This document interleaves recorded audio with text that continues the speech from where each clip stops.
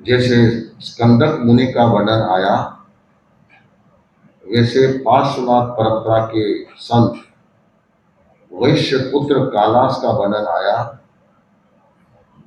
आज एक नए ढंग का वर्णन इसमें आ रहा है कि उस समय में अलग अलग शहरों में साहु समाज रहता था। उस शहरों की स्थिति क्या है, बसावट क्या है, वहां के साहु समाज की सामाजिक स्थिति क्या है, सामाजिक स्टेटस क्या है, सोशल स्टेटस क्या है, उनका व्यवसाय कैसा है, उनका धर्म का ज्ञान कैसा है, तत्व ज्ञान कैसा है, उनकी धर्म के प्रति श्रद्धा कैसी है, मजबूती कैसी है, इसका बहुत सुंदर चित्रण भगवती सूत्र में प्राप्त होता है। तो वह आप समझेंगे तो उससे जानकारी मिलेगी कि सावक समाज कैसा होता था और कैसा होना चाहिए, इसके बारे में भी एक प्रेरणा मिल सकती है।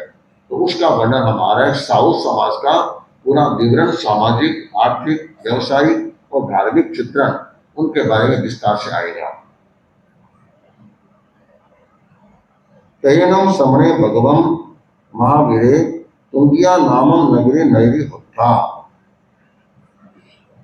उस समय में, भगवान महावीर के समय में, एक नगरी थी जिसका नाम था तुंगिया, अर्थात तुंगिका। तुंगिका नाम का नगर था। तीसरम तुंगियाए नैरिये बहिरे उत्तर पूर्व में दिशे भागे पुष्पवत्तिये। उसके उत्तर पूर्व भाग में अर्थात ईशान कोण में एक उद्यान था जिसका नाम था पुष्पवती। अब उस तत्णम तुंगिये नैरिये बहवे समो वासया परिवसंती।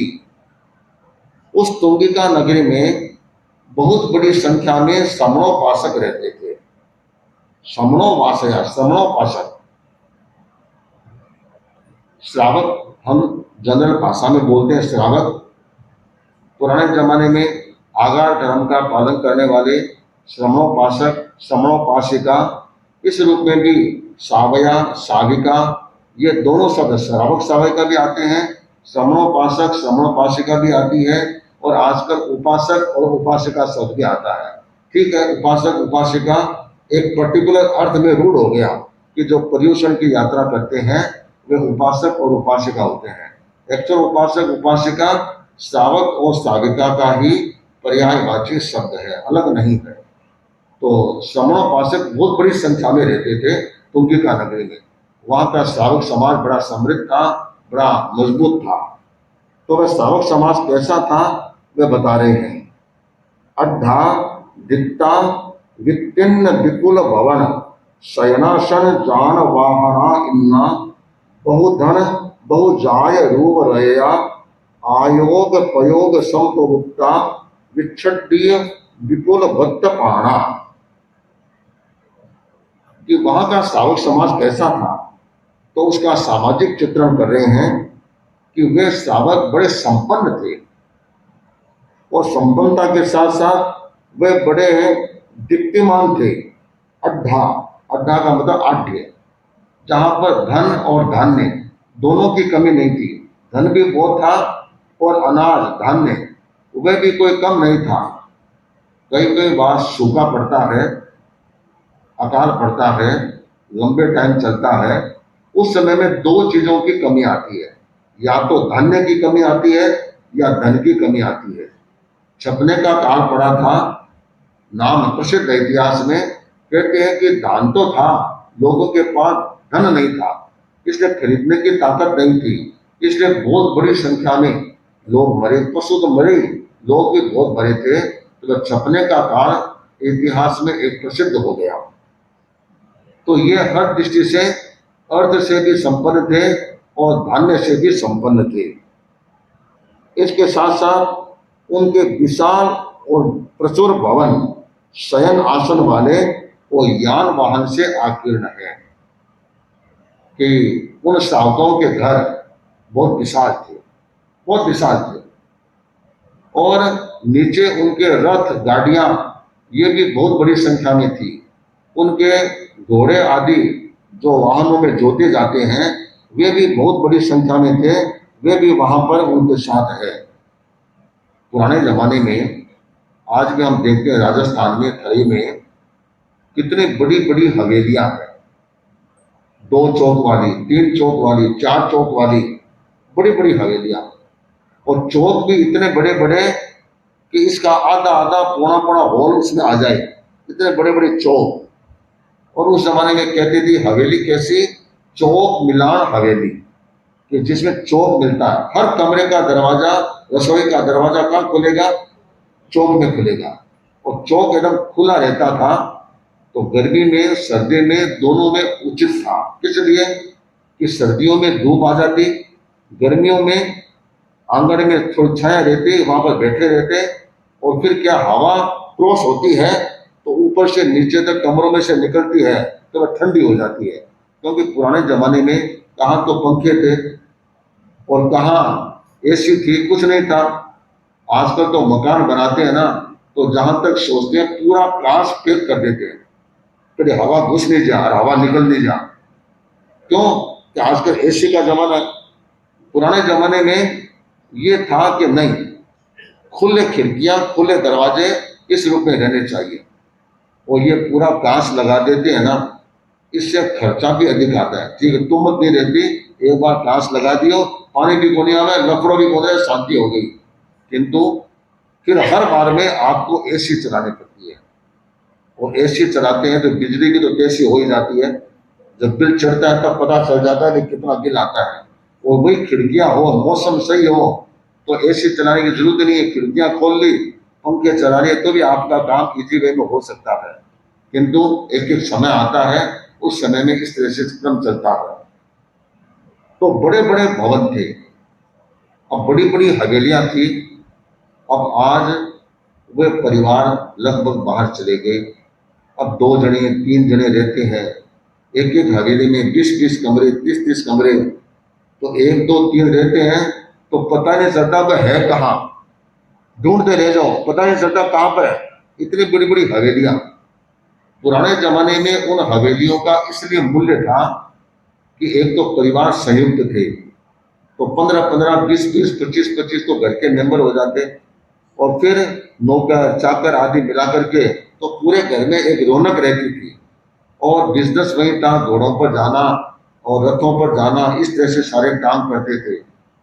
आजकल मैं देखता हूँ कई कई लोग बंगले बनाते हैं अपने, बहुत विशाल बनाते हैं, ground floor, first floor, second floor. एक ही परिवार, मेंबर कितने, 4-5, कमरे कितने, 5-6-7 कमरे।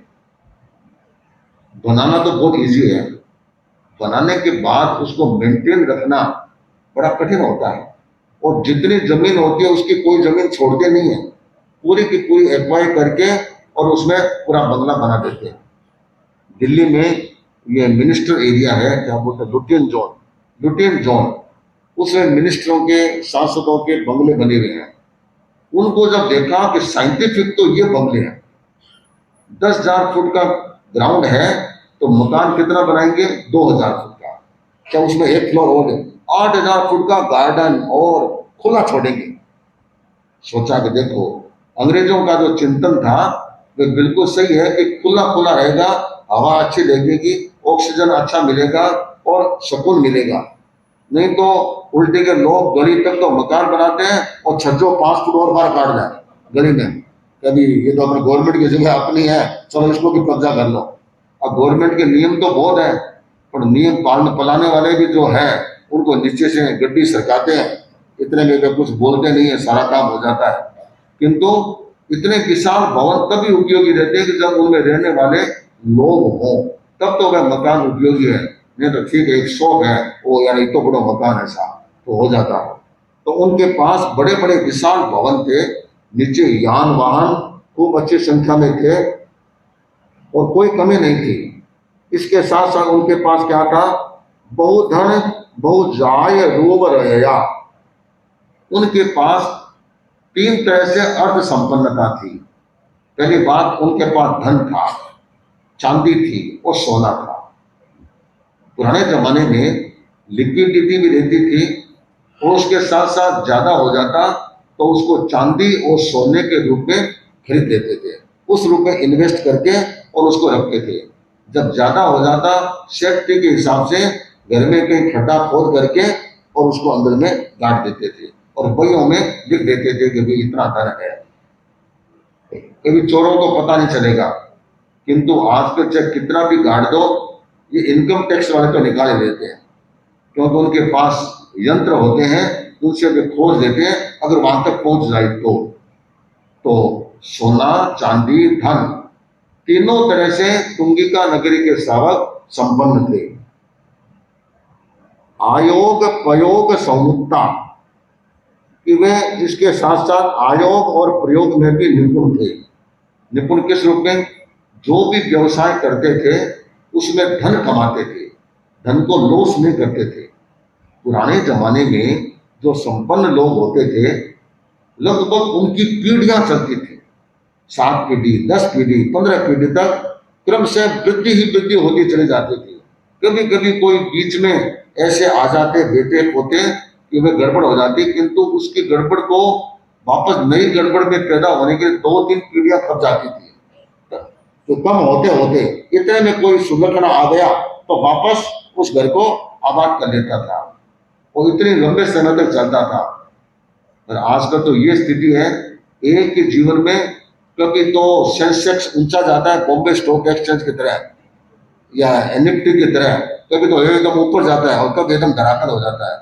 एक ही व्यक्ति के जीवन में कितने उतार चढ़ाव आते हैं, एक बार तो लगता है एकदम शिखर पर पहुंच गया और अगले क्षण देखता है रसातल में आ गया, खाने पीने के भी लाले पड़ जाते हैं, ऐसी स्थिति भी आ जाती है एक ही जीवन में। क्यों?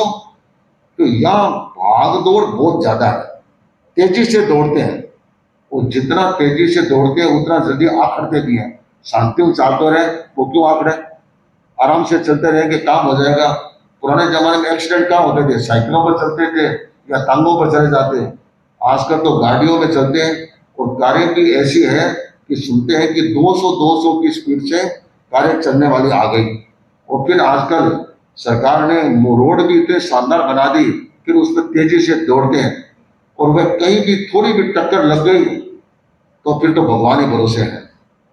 किंतु एक एक जमाने की बात होती है, स्पीड बढ़ गई तो जितने ज्यादा स्पीड से दौड़ते हैं, पहली बात। दूसरी बात, खर्चे इतने ज्यादा बढ़ा लेते हैं, आदमी के पास रुपया तो एक है, खर्चा करेंगे 1.25। अब वो उसकी पूर्ति कैसे होगी? बढ़िया वह होता है कि जो कमाता है उसके आधे से भी कम में अपना खर्चा निकालता है। कोई जरूरी नहीं स्टेटस दिखाना, उस स्टेटस के चक्कर में एकदम रसातल में चले जाओ, क्या फायदा है? अपना परिवार देख करके, स्तर देख करके ही काम किया जाता है तो अच्छा होता है, नहीं तो कुछ नहीं होता। सूरत में एक भाई आया कि महाराज कुछ मंत्र दो। क्योंकि क्या हुआ कि महाराज बिजनेस ठीक नहीं चलता है। तो उस दिन मैं कहा ठीक है, अब 2 दिन 3 दिन के बाद बात करेंगे। दूसरा एक भाई पास में खड़ा था, वह जाने के बाद कहा कि महाराज बिजनेस तो ठीक ही चल रहा है, अपना आपने सुपर दिखाने के चक्कर में खर्चों पानी ज्यादा कर दियो। कैसे? अब इसके बेटे बेटी की शादी हुई, अब इसकी क्षमता तो है 30 लाख की और इसने और बेटी के ब्याह में 40 लाख की, 70 लाख से ये आराम से कर सकता था। इसने खर्चा किया 6 करोड़ का। अब 6 करोड़ खर्चा किया, कहां से निकाला? बिजनेस में से निकाला। अब बिजनेस में जो लगा हुआ था वह निकल गया तो बिजनेस कैसे चलेगा? या लोगों से लिया, उसका इंटरेस्ट लगेगा, अब कहां से जाएगा? अपना सुप्रीम दिखाने के लिए, और भाई आप पार्टी तो बहुत तगड़ी है, बहुत अच्छा है, कितना अच्छा उन्होंने खर्चा किया है, कितना काम किया है। अब बोलो ये दिखाने की क्या जरूरत थी?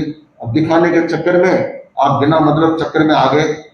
तो इस तरह से भी लोग कई बार अपना नुकसान कर लेते हैं। तो अपनी स्थिति देख करके ही व्यक्ति काम करता है, वह व्यक्ति आगे बढ़ता है। तो ये तुंगिका नगरी के शावक इतने सिस्टमेटिक से धंधा करते थे कि हर साल प्लस करते हुए जाते थे, सारा खर्चा बर्चा निकाल निकुल करके प्लस करते हुए जाते थे। और दूसरा प्रयोग, अर्थात उनके पास इतना अतिरिक्त धन था कि जिन जो जरूरतमंद होते उनको वे कर्ज ऋण पर धन भी देते थे, अर्थात ब्याज का काम भी करते थे। यह है कि ब्याज पर भी वे लोगों को रुपये देते थे और वे काम करते थे। इसके साथ साथ विच्छटी विपुल भक्त पाणा बहुदासी दास गो महिष गवेलय पप्रोया बहुजनस्य अपरिभूया। इसके साथ साथ यह भी बताया कि उनके पास खूब प्रॉपर्टी थी, जमीन भी खूब थी, खेत भी बहुत बड़े बड़े थे, संपन्नता थी। तो घर में नौकर चाकर दास दासी ये भी खूब थे। पुराने जमाने में आपके पास सोना है, चांदी है, धन है, किंतु उससे भी ज्यादा मूल्यवान वह व्यक्ति माना जाता था जिसके पास कितनी गायें हैं, कितनी भैंसे हैं, कितनी भेड़ें हैं। ये 3 प्रकार के जानवर लगभग श्रावकों के घर में मिलते थे, लगभग श्रावक। भेड़ काम आती थी, कभी इसका जो ऊन निकलता है, इस ऊन से अपने कपड़े बनेंगे तो सबके लिए सर्दी में ओढ़ने में और में सब काम आएंगे, उसका उपयोग करते थे। गाय भैंस उनका दूध होता था तो पूरे परिवार में पीने में भी काम आता, उसको जमा देते तो उसका घी भी होता, मक्खन भी होता, दही होता, छाछ होता, अतः सब तरह की चीजें। और मिल्क से तो दूध से तो दूध के प्रोडक्ट कितने बनते हैं, और वे बनते थे और सब घर में आराम से खाते थे। पुराने जमाने में ये फालतू की चीजें नहीं खाते थे। फालतू का मतलब जिनका कोई शरीर के साथ उपयोग नहीं है इतना। आजकल तो ब्याह शादी होती है तो पहले काउंटर कौन से आते हैं, ये पुचका और क्या बोलते हैं, पास्ता, नूडल्स, मैगी, पता नहीं क्या क्या होता है। कि कचरा पहले भरता है पेट में, फिर आगे जाके क्या खाएगा। पुराने जमाने में तो पहले जाते हैं तो एकदम दृष्टि घुमाते हैं कि मिठाई वाला पूछो किस है, और मिठाई क्या ली है, घी ढंग से खा लो नहीं खा लो।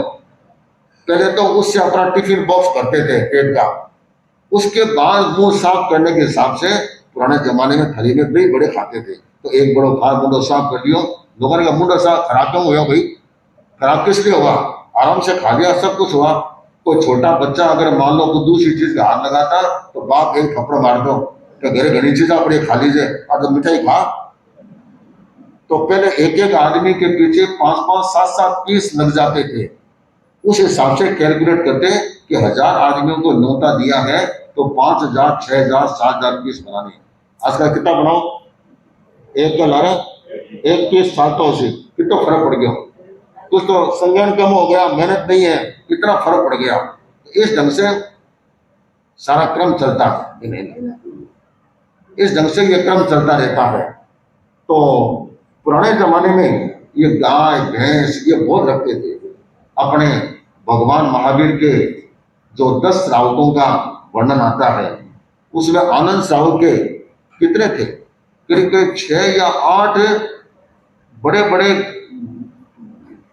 गौशालाएं थी, और एक एक में 10-10 हजार गायें थी। इसका मतलब 60,000, 50,000, 60,000 गायें थी उनके। अब अनुमान कर लो इतनी गायें हैं तो उसमें से 50% तो दूध देती होगी, कितना दूध बेचते होंगे, कितना घी बेचते होंगे, कितनी संपन्नता थी। तो उनके जो धन धान्य का वर्णन आता है उसमें गायें इनके पास इतनी थी। अब शहरों में रहते हैं, शहरों में खुद के रहने की जगह को नहीं, तो गायें बेचने कर चढ़ाए, और फिर उनसे ड्रिफ्ट में कहाँ चढ़ाएंगे। तो गांव में तो होता नहीं। हाँ, जो राजस्थान में रहते थे उनमें कई लोगों के उस समय में गायें भैंसे रहा करती थी, अब तो लगभग है ही नहीं। और कई कई गांवों में हम देखते थली में देखते थे जिनकी गायें थी, भैंसे थी, उनमें इतना उपयोग था, बड़ा उपयोग था। और उनके कई कईयों के शोभन था कि आचार्यों का हमारे गांव में पदार्पण होगा तो हम क्या करेंगे, दूध का बिलौना नहीं करेंगे। जब बिलौना नहीं कर सकते कहीं कर सो महाराज, बिलोनो करने का त्याग है, दूध की कृपा कराओ। तो एक एक घर से मुझे याद है 10-10 पात्री, 15-15 पात्री दूध लाते थे। क्यों कि आचार्यों के समय में 100-100 ठाना, 150-150 ठाना होते हैं, तो उनका उपयोग की बात है। कहते हैं इतना तो क्या मेरा, अरे आप लोग दूध हुआ है, आप लोग शोभन कर रखे है कि मैं कुछ नहीं करूंगा, कितनी बड़ी भावना है, नहीं लेंगे तो वे लोगों में बांट देंगे, कुछ ना कुछ करेंगे। तो ये उपयोग की बात होती है कि ये उपयोग किस रूप में होता है। आज भी कई कई क्षेत्रों में देखते हैं तो वह उपयोग नजर आता है। तो श्रावकों के गायें भैंसे ये भेड़ें खूब अच्छी मात्रा में थी। इसके साथ साथ अर्थात उनका यह एक रूप बड़ा विचित्र था, सामाजिक स्टेटस था, विशाल भवन, धन धान्य, संपन्नता, ये तो उनका पारिवारिक, व्यवसायिक और सामाजिक स्टेटस था, तो इतनी उनकी संपन्नता थी। दूसरी बात, अब उनका तत्व ज्ञान और धार्मिक ज्ञान कैसा था उसके बारे में आ रहा है। अभी गई जीवा जीवा उपलब्ध पुण्य पावा, आसव संबर निर्जर क्रिया वही करण बंद प्रमुख कुशला। अब ये बता रहे हैं कि ये सावक कैसे थे कि जीव अजीव की को जानने वाले थे, जीव अजीव के परिभाषा को जानने वाले थे, जीव अजीव की सूक्ष्म मीमांसा को जानने वाले थे। ये बनी खाली किस्सा कमा लेता, रोकड़ा कमा लेता, अंदर भर लेता, उनके पास ज्ञान था। जीव अजीव की सूक्ष्म मीमांसा उनके पास थी, कितना गहरा उनके पास ज्ञान था। इसके साथ साथ उपलब्ध पुण्य पावा, पुण्य पाप के मर्म को समझने वाले थे कि पुण्य कितना उपयोगी है और कितना हेय है, इसको भी अच्छी तरह से जानने वाले थे।